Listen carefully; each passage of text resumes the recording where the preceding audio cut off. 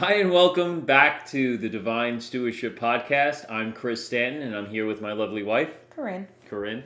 And we are going to discuss today Dave Ramsey's program, what he gets right, and where we think he might not get it so right or comes a little short, right? Mm-hmm.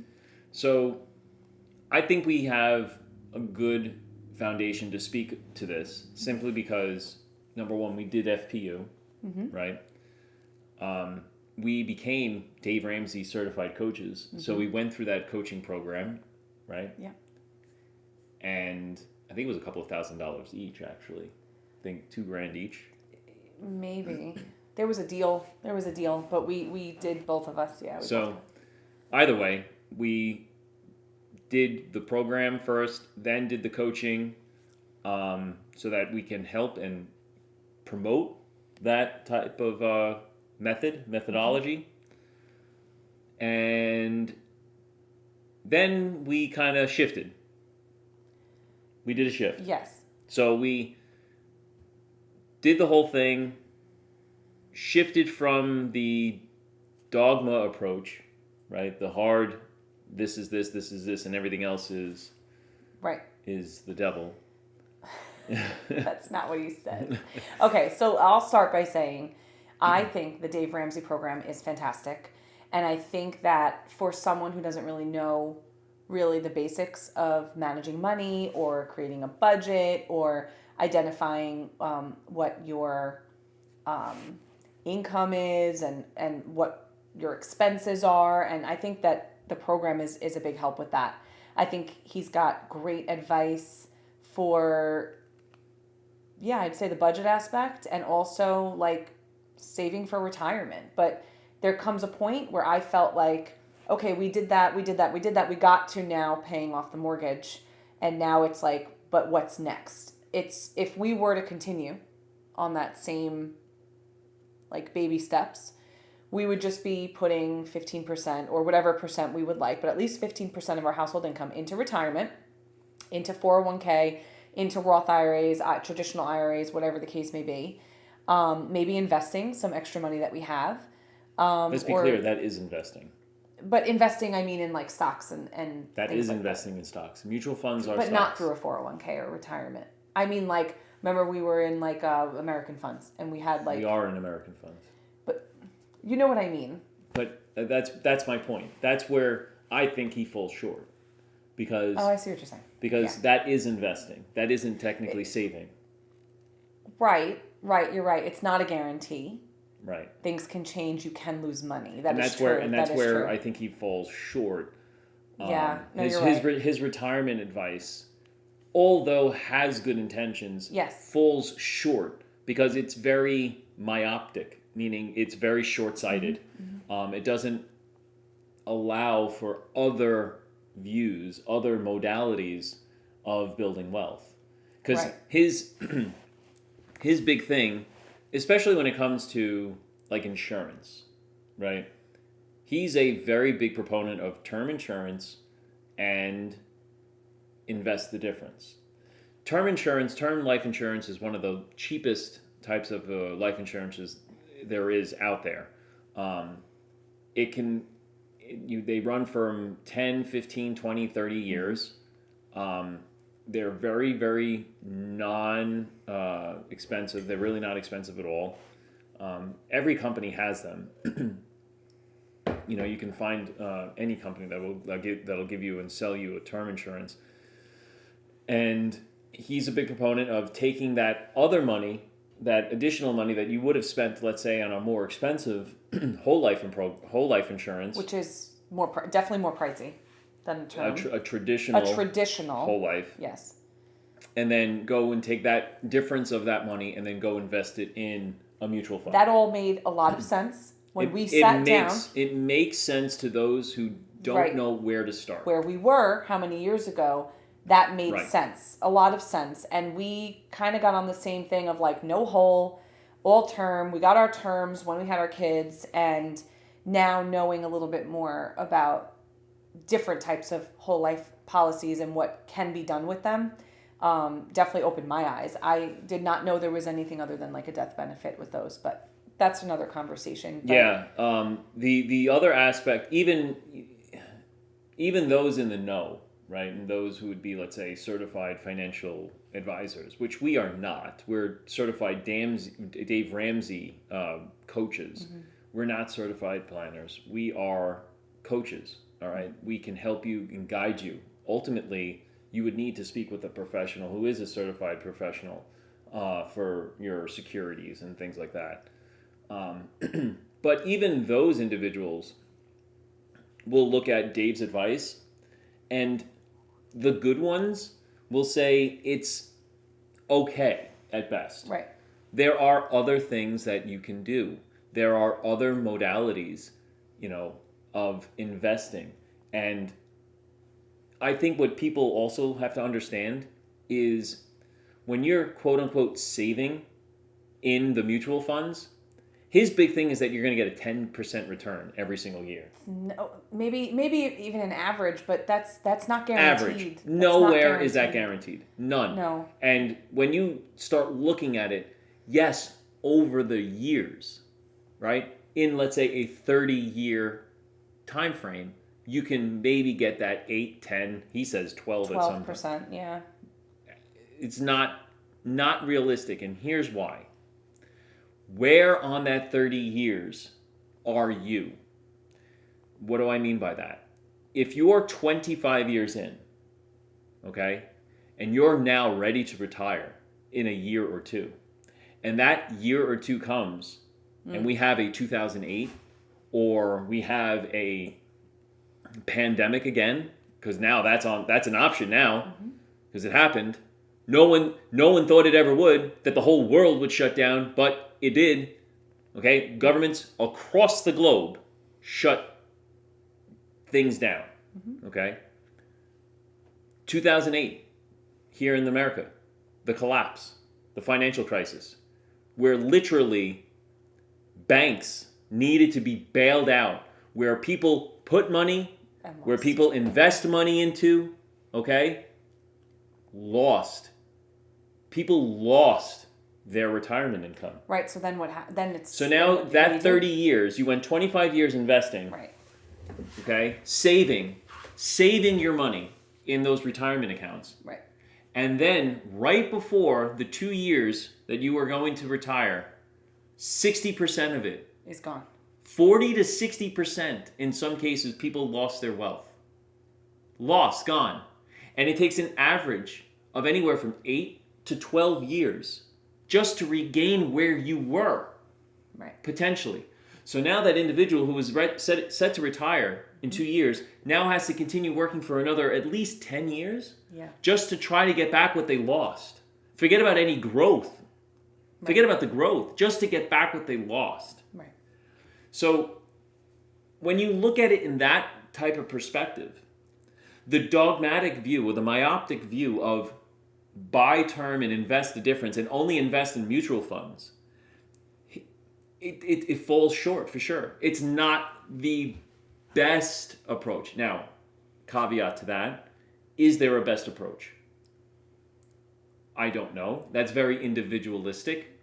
Yeah. If you're one that wants to treat your money, your retirement money, like the guy on TV with the rotisserie cooker, you just set it and forget it, then maybe that approach is best for you and you're okay with it. I'm not here to judge.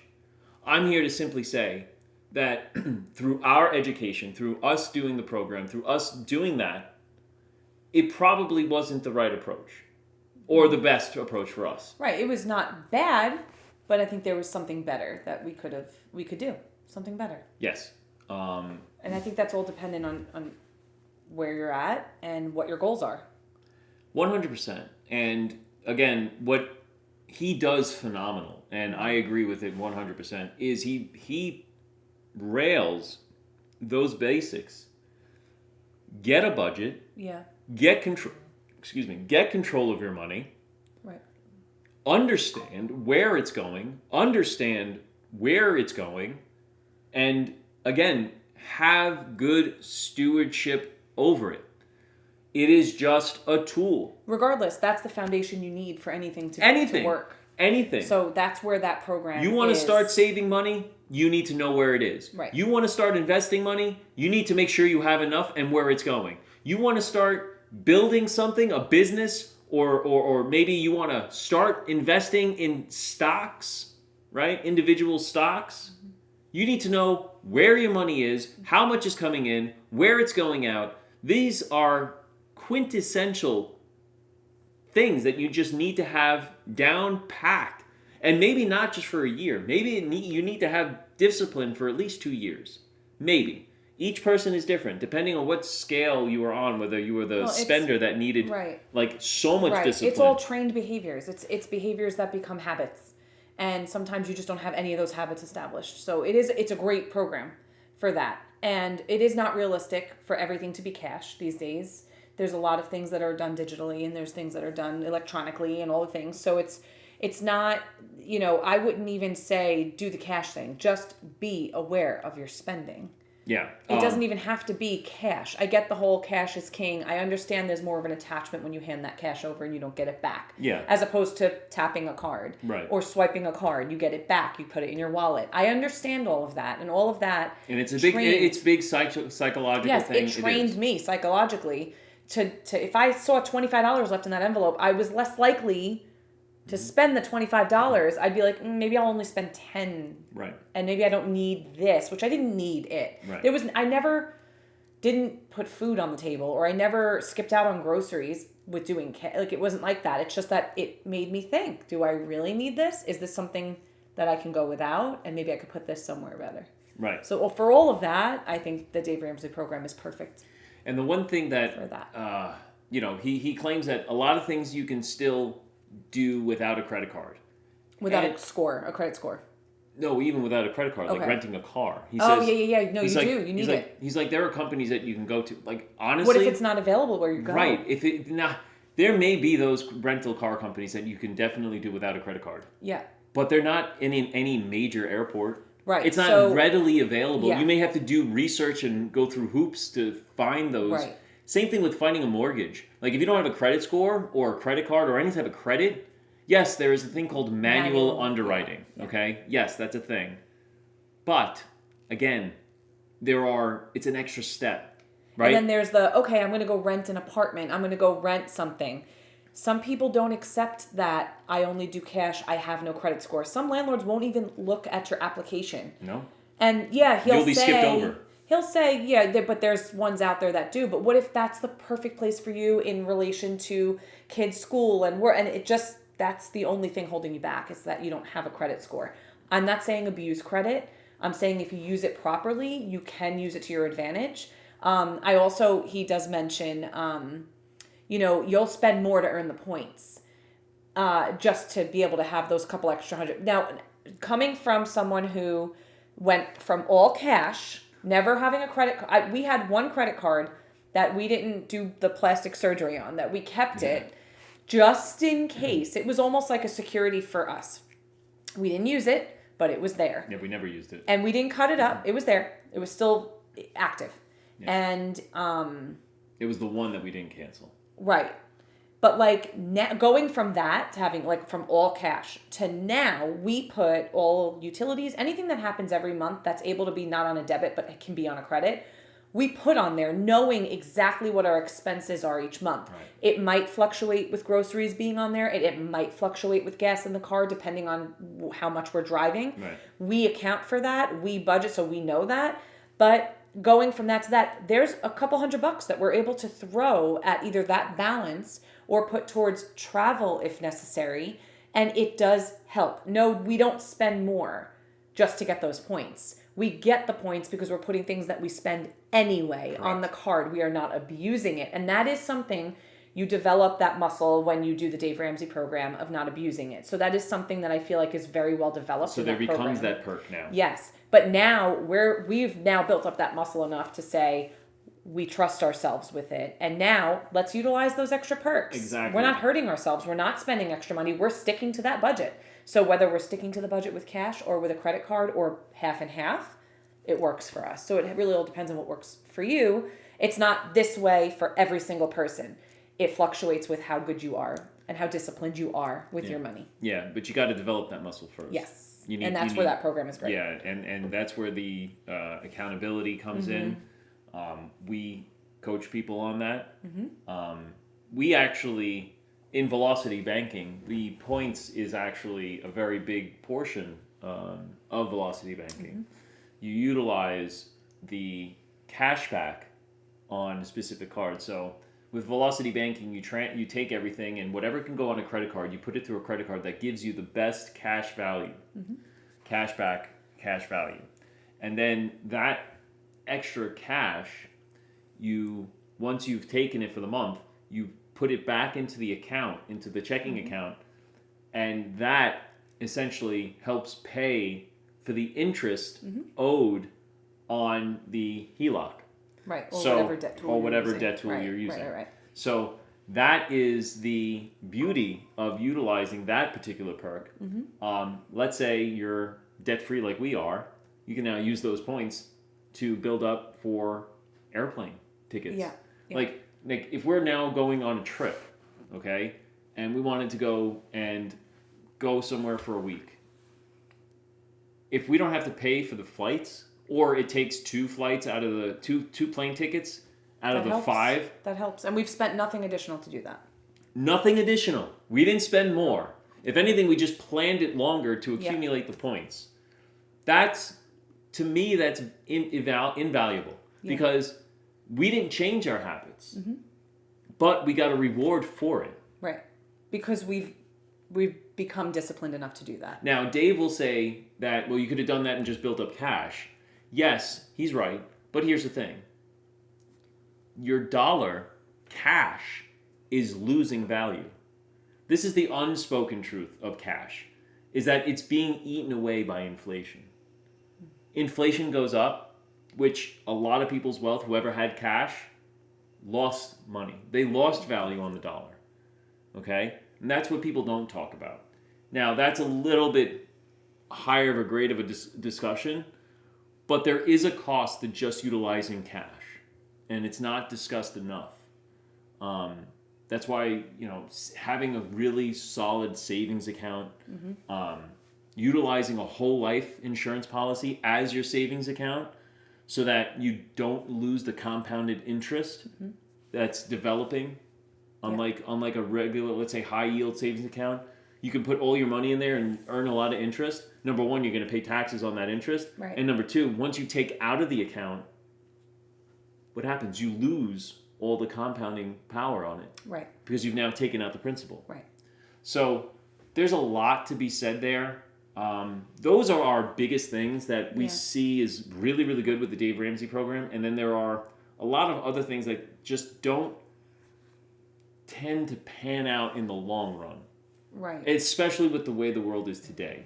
Yeah. Could this have been great years ago? Yeah, absolutely. When the dollar was maybe backed by gold and it had a tangible value to it and it was really, really strong and inflation wasn't a big thing. But now, it's paper money. It's a lot of digital stuff. There's a lot of things behind it. And I just feel it falls short now in certain aspects if you want to graduate. So that's pretty much what we have to say about that. Yeah. You have anything else you want to say about it? No, I do love the part where he encourages, saving 15% of your household income for retirement. I know a lot of people, they just do like whatever match they get with their company. That could be 2%, 3%, 5%. But having that 15% go away somewhere, even if it's not in a 401k or whatever, making sure you're paying yourself is big. And we'll discuss on further podcasts of maybe alternatives to that. So, I think, again, that's just our thoughts, our experience. And if you've done the Dave Ramsey program or you have any comments on the Dave Ramsey program or anything for or against it. Or if you're considering doing it and you want to talk about where you're at, if it would be a good first step for you, that would be fine. We are certified Dave Ramsey coaches, so we can absolutely run you through that program, not a problem. But it could be where you need to start. Yeah. So we'll help you with any of that as well. All right, perfect. Again, like and subscribe, and we'll see you on the next podcast. Appreciate it. Have a great day.